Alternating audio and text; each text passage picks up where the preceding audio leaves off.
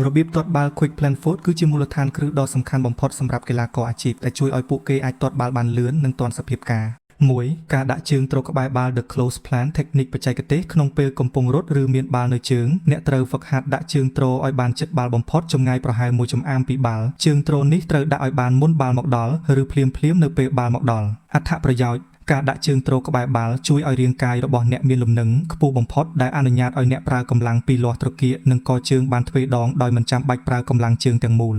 2ការទម្លាក់ជើងទ្រជាមួយនឹងការបង្វិលត្រគាក The Pivot Plan Technique បច្ចេកទេសនៅពេលអ្នកដាក់ជើងទ្រអ្នកត្រូវបង្វិលចុងជើងទៅតាមទិសដៅដែលអ្នកចង់ទាត់ភ្លាមៗនៅពេលជើងទ្រប៉ះដីអ្នកត្រូវបង្វិលត្រគាកភ្លាមៗដើម្បីបញ្ចេញកម្លាំងអត្ថប្រយោជន៍នេះជួយឲ្យការទាត់មានភាពបត់បែនខ្ពស់ដែលធ្វើឲ្យគូប្រកួតពិបាកដឹងថាអ្នកនឹងទាត់ទៅទិសណា3ការដាក់ជើងទ្រនៅពេលចល័ត Dynamic Flash Moving Plan បច្ចេកទេសនេះគឺជាការទាត់ដែលកីឡាករមិនឈប់នៅមួយកន្លែងឡើយពួកគេដាក់ជើងទ្រក្នុងចង្វាក់នៃការរត់ហើយទាត់បាល់ភ្លាមៗជើងទ្រមិនមែនជាជើងដែលឈរស្ងៀមរឹងនោះទេប៉ុន្តែវាដើរតួជាចំណុចគាំទ្រខណៈពេលដែលរាងកាយនៅតែបន្តចលនាទៅមុខអត្ថប្រយោជន៍ធ្វើឲ្យការវាយលុកមានល្បឿនលឿនខ្លាំងដែលខ្សែការពារភាគច្រើនមិនអាចទប់ទាន់ឡាករដែលប្រើបច្ចេកទេស Quick Plan Foot បានយ៉ាងល្អឥតខ្ចោះនិងសកម្មបំផុតគឺ Cristiano Ronaldo គាត់គឺជាមេនៃបច្ចេកទេសនេះរាល់ពេលដែលគាត់រៀបនឹងទាត់ឬស៊ុតបាល់ពីនៃគាត់តែងតែមានជំហានរត់និងការដាក់ជើងទ្រយ៉ាងរហ័សនិងមានលំនឹងនេះហើយជាមូលហេតុដែលគាត់អាចទាត់បាល់បានខ្លាំងនិងស្ទាត់ជំនាញទោះបីជាស្ថិតក្នុងស្ថានភាពលំបាកយ៉ាងណាក៏ដោយ